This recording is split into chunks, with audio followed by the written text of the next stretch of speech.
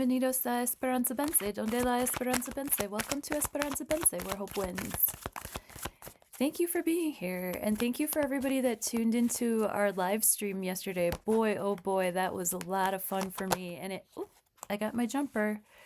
Page of Swords reversed. So there's some communicative hiccups that we might be experiencing. This is basically just youthful energy, youthful communications, staying in tune and keeping a handle on the news, the current events, things that are going on out there in the world. When this card is inverted, you know, we might be more concerned with our own inner world. We might be more concerned with how we're going to logistically operate and how we're going to communicate on our own personal level. This could just be us trying to learn new things as far as being able to get a handle on any tools that we use to communicate, learning how to drive a new car, learning how to use a new process on our computer, Aquarian things. You know, this could be Gemini, Libra, or Aquarius energy, but I'm getting Aquarius vibes right now. So if there's a Gemini, a Libra, or an Aquarius person in your life, or somebody that has a lot of air in their chart, they might need a little bit of extra support or be left alone for a little bit so that they can work out what they're thinking about. Let's pray over these cards. Thank you for being here. It's the 21st of November, 2025. Wow.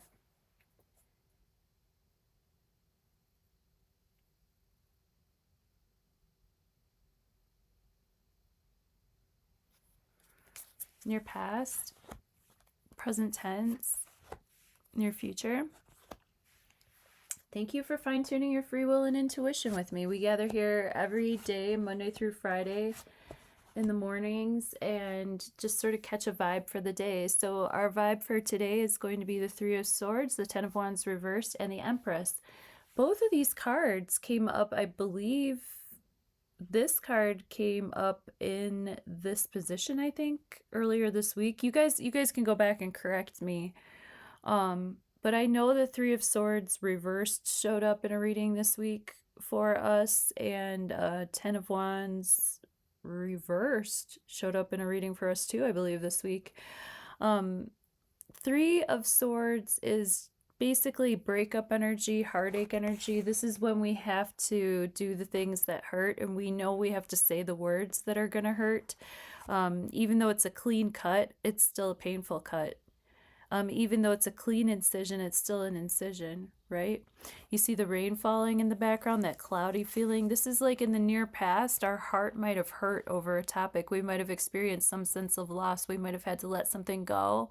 And it might have been a little bit painful for us. Like, you know, we might have had to let a relationship go with a person, a pet, a place, a thing, or a thought process. And that could be painful for us, even if we know that that type of surgery is needed in order for us to move on. And with the Ten of Wands reversed, I love this because we're able to let go of something heavy. Here, we're carrying a heavy load. We're carrying a lot on our shoulders. And whether it belongs to us or not, we think it's our responsibility to take it on. So this is the person that's like, okay, well, if nobody else is going to do it, I better just step up and do it.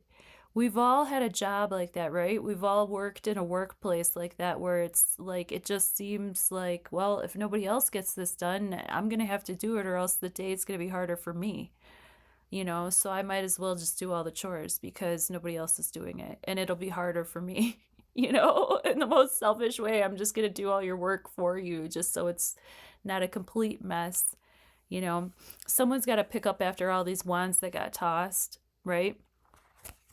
And here, with the Ten of Wands reversed, that's a completion of a cycle of taking on burdens that didn't belong to us. This is a completion of a cycle. This is us.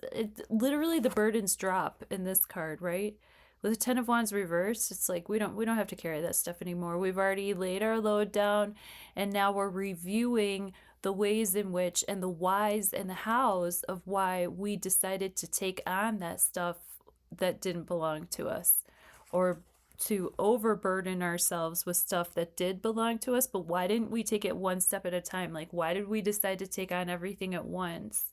and feel like that was a good idea. So with Mercury retrograde, obviously we're going back over a lot of things, and Scorpio season got pretty deep for a lot of people, so I wouldn't be surprised if some people are feeling a little bit of heartache right now, because when you start mulling over things that have happened before, stuff that you can't change, yeah, it can get a little depressing sometimes, honestly. And then with the light changing, and a lot of people are affected by the lack of sunlight, so that can bring a little bit of the depression vibes too. But yeah, this is like depression vibes. This is heavy burden, heavy things on our shoulder. This is us rethinking the ways that we're going to communicate and reach out. And here with the Empress in the near future, it looks like we're doing the right things at the right times, because Empress vibes bring us relaxation, comfort, stability, maternal love, Venus energy.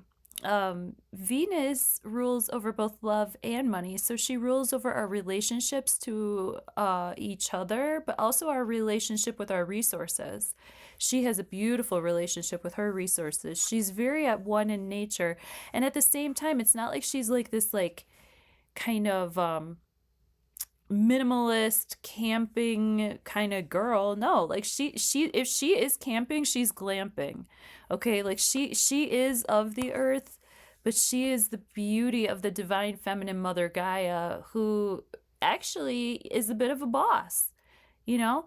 And with the Empress vibes, she might have an emperor that she's looking at across the field, but she owns her own. She doesn't really need to rely or depend on anybody. In fact, she sort of is the one that's giving the advice, giving the orders, giving the requests. Okay, so with the Empress coming in the near future, we could expect good health, or at least an improvement. We can also expect an improvement in our outlook about ourselves and about how we can relax and just get into the flow of things. She's really in the flow of things. I don't know if you can see this, but in the back here behind her, there's like this little waterfall, just representing this abundant flow that keeps coming towards her and around her. So that's what I got for us for Venus. Oh, Venus Day, by the way. So that makes sense. That's what I got for us for Venus Day here, the 21st of November, 2025. Love you, bye. Happy weekend.